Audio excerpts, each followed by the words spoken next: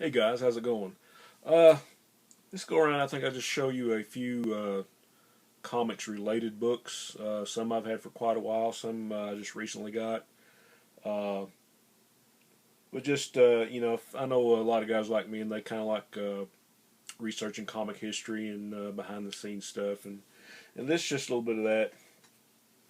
This book actually just got recently, came out last year. And anyone that knows me knows how big of a fan I am of the Planet of the Apes franchise. And this is really just a really nice overview of just like all things comic related as far as the Planet of the Apes go. It doesn't give like a complete listing or anything, but it pretty much covers everything that's been in the comics as far as Planet of the Apes are concerned from up until last year, basically. A lot of great stuff. There's not a whole lot of illustrations, but it shows it's got a few. Some of these are like web-based comics that fans did. It covers a lot of the great stuff about the Marvel days. The black and white Planet of the Apes magazine. Which, I've got most of this stuff, but this just kind of gives a real good overview. And if there's something in here that I think I might have missed, which is doubtful, this will probably give me a clue. There's a lot of cool art in some of the later stuff. One thing that I really wanted to show was probably one of my favorite things in the ape universe, because it's got a couple of my favorites. If I can find it, I know I just looked at it.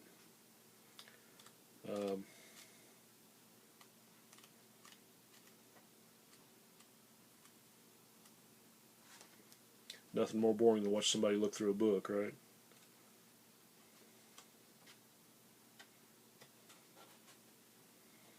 Okay, 48.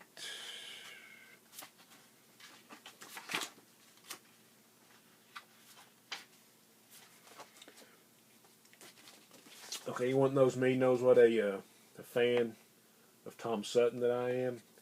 And Sutton did some awesome looking stories in the black and white Planet of the Apes magazine. Future History Chronicles, just a lot of great stories and art. Doug Minch did the writing. Here's something that was in the Marvel UK magazine. A character named Ape Slayer. And here's some more a web comic, or I guess an original Apes comic that a fan did.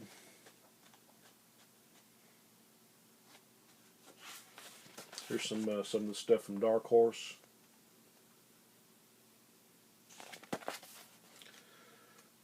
This would probably only be of interest to an Apes fan, I guess. I know there are a few of you out there.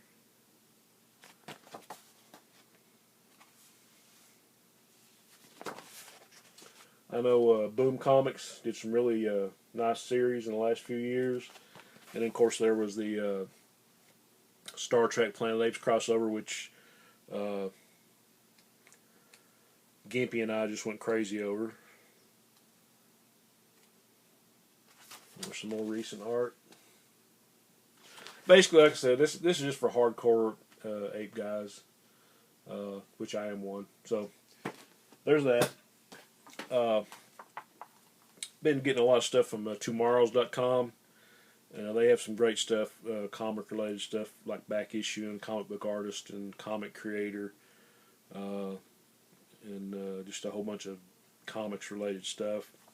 Here's a real cool book for you sci-fi fans, the Silver Age Sci-Fi Companion.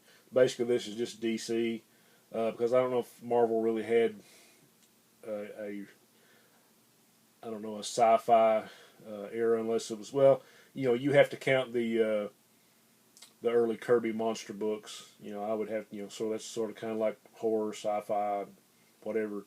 But this is kind of like a pretty nice overview of a lot of DC's Silver Age sci-fi stuff. Adam Strange. Here's an early Neil Adams illustration. I think this was something he had in his portfolio when he was trying to get a job for DC. Mystery in Space, Strange Adventures. I think a lot of the stuff in Unexpected. Here's a cover gallery. A lot of the Strange Adventures books around that time.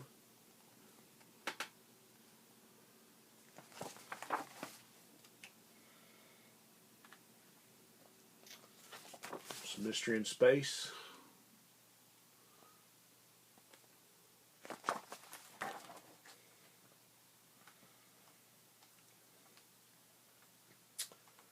I think there is an Adam Strange checklist for you Adam Strange fans.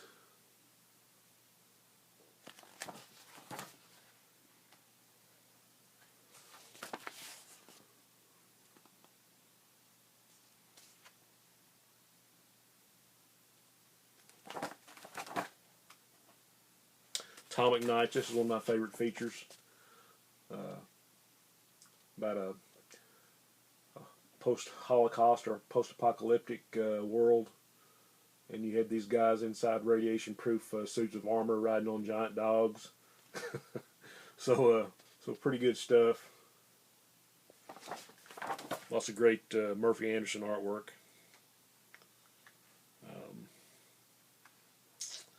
What else? Here's another feature, Star Hawkins. I guess he was a sort of a space-age detective. And Star Rovers, another feature. A lot of Sid Green art in that, if you guys remember those.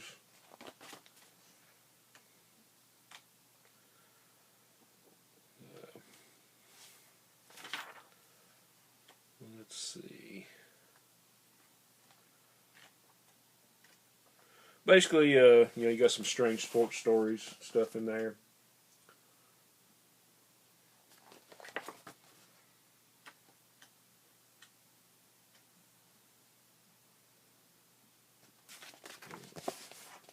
Super Chief, if you guys remember that.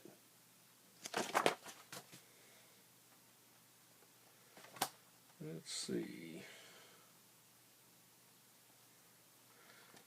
And I don't know if any of you guys have seen the previews for the new animated Justice League Action cartoon that's going to be coming up on Cartoon Network.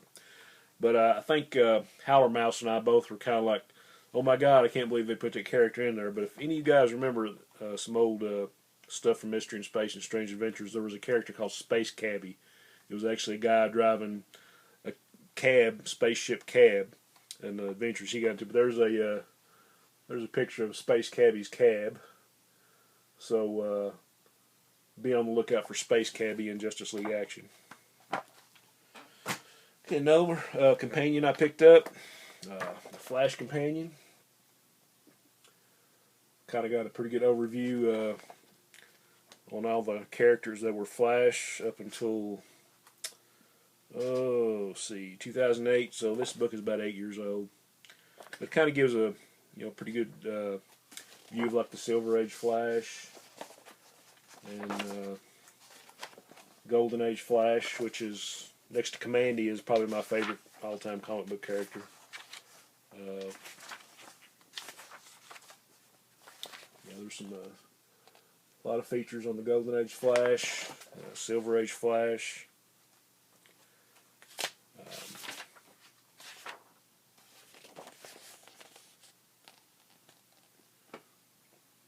Flash is one of the comics I always loved when I started collecting as a kid.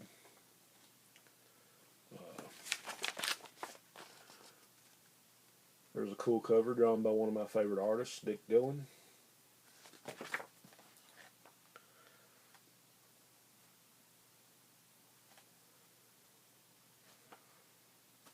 And it has an article on the death of the Flash in Crisis on Infinite Earths. Of course, nobody stays dead in comics, so. Covers the Flash TV show. John Wesley Shipp, and he actually plays the Flash's dad on the new TV show, and the Flash of Earth 2. So it's pretty cool. Has a lot of articles on the later Flash, Impulse, a lot of the Mark Waid stories and Jeff Johns. But for Flash fans, pretty cool.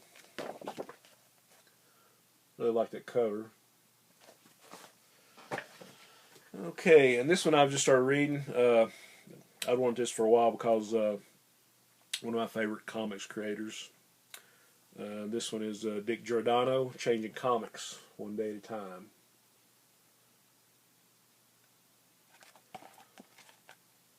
And if you're a DC fan in the late 70s, early 80s, you remember this illustration. This covers Dick's whole career. From the time that he actually started with Charlton. Some early illustrations.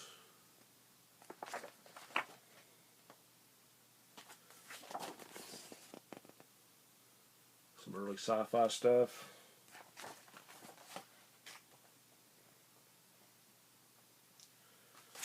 Some of his romance stuff.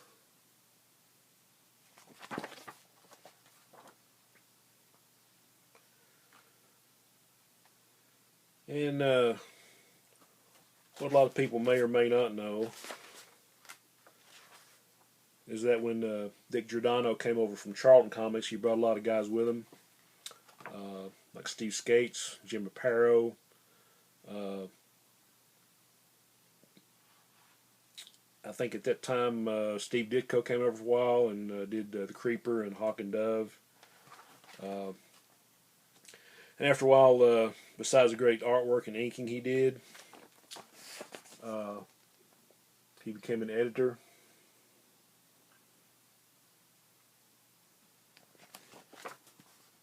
And one of the main architects for what DC became later on.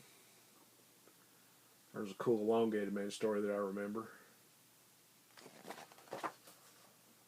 Human Target. Picture of Dick.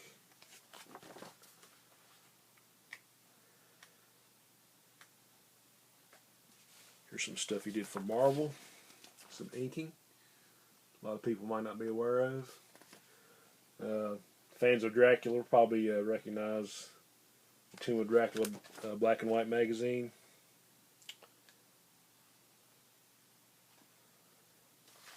And he really had some beautiful artwork. People, a lot of people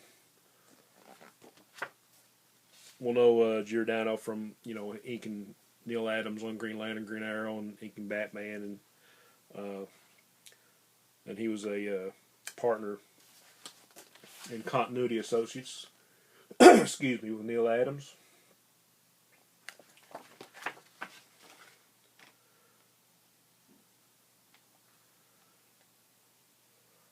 Here's a picture of Dick and Harvey Kurtzman, Bob Layton, and Joe Staton, probably from the 70s. See Bob Layton in the Superman t-shirt next to Joe Staton. Here's Dick Giordano and Harvey Kurtzman. Of course, he inked the Superman versus Muhammad Ali that Neil Adams drew. And also inked the first Spider-Man-Superman team-up. Just a lot of stuff, and a lot of creators giving their take on Giordano. And one of the things, like I say, some people may or may not realize is that Giordano was one of the architects. If it wasn't for him, and probably Jeanette Kahn and Paul Levitz, there would be no Dark Knight Returns. There would be no Watchmen. There would be no Crisis on Infinite Earths. He's the one that brought Frank Miller over from Marvel for a while. And, of course, for a time, he was kind of responsible for Charlton's superhero line. And, of course, the Watchmen characters were modeled after the Charlton characters, because Alan Moore originally wanted to use those, but they were earmarked for something else. And here's some more of Dick's work.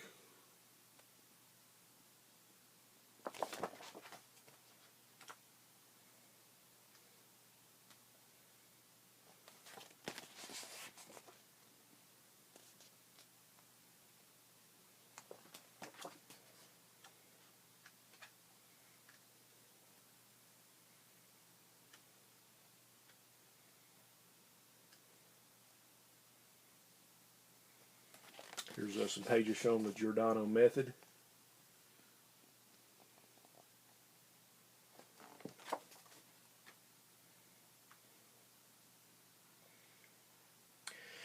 And here's a page from Detective Comics 457. Was a comic that Denny O'Neil wrote, and Dick Giordano drew, penciled and inked. And this is one of my favorite Batman stories, and I'm going to do a behind the cover thing on that. But here's I think here's like the splash page. It's one of my favorite Batman stories, and it's earmarked for it's in the pile for a showcase that I want to do soon. But for fans of Dick Giordano, or just fans of the comics in general, I've just got into this one, and it's got some really good interviews and really a great overview of Giordano's career in comics as an artist, an editor, and all that good stuff. So, great book. And the last one, for those of you that are still sticking with me, I just got this one. Been wanting it for a while. It's called Swamp Men, Muck-Monsters, and Their Makers. This is a kind of overview over all the characters like Swamp Thing and Man Thing and the Heap, and interviews with a lot of the artists and writers. Got interviews with Bernie Wrightson, Alan Moore, Steve Gerber, Mike Ploog, Glenn Wein, Stephen Bissett, Rick Veitch, John Tottleman, Val Merrick, Jim Mooney. And basically, this is real nice because it's got a lot of color illustrations. I'll just kind of flip through it real quick. There's a Neil Adams cover. Some Man Thing. Lots of great articles. Haven't got into this one yet. Of course, there's going to be a good article on Swamp Thing.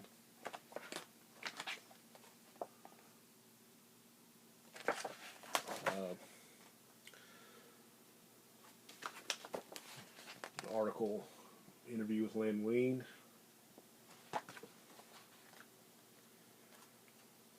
One of my favorite Hulk covers by Bernie Wrightson, with Hulk and the Man Thing. And probably my favorite that I've kind of skimmed through and seen so far is a really nice interview with Bernie Wrightson. And we have inside here, when they did the first Swamp Thing story in House of Secrets '92, they actually did most of that from photo reference. And it was, Alan Weiss, Jeff Jones, Michael Cluta, and Bernie Wrightson, and Louise Jones, Wheezy Jones, who was then married to Catherine Jones, as she was known later before she passed away, and Bernie Wrightson. So you get to see an actual photo shoot that they took the reference from. Of course, Louise Jones is now Louise Simonson, married to Walt Simonson. But I thought that was a pretty cool Haven't got to read it all yet, but it's a really cool photo shoot. Showing how they actually did that. A lot of great Bernie Wrightson art.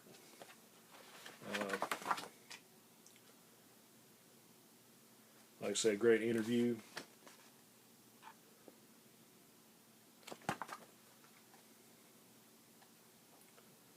A lot of stuff on the Man-Thing. Scripts and artwork. Creature called the Bog Beast. I think that was Skywald Comics.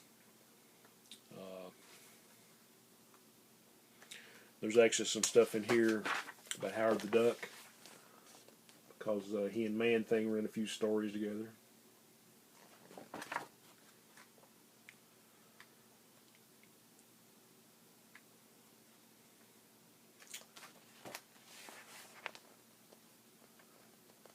Some stuff on Alan Moore's run.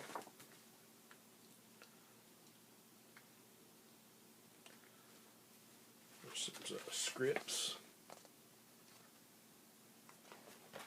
So anyone that's a big fan of Swamp Thing, Man-Thing, Muck-Monsters, horror, great artists, great writers, this is an awesome book.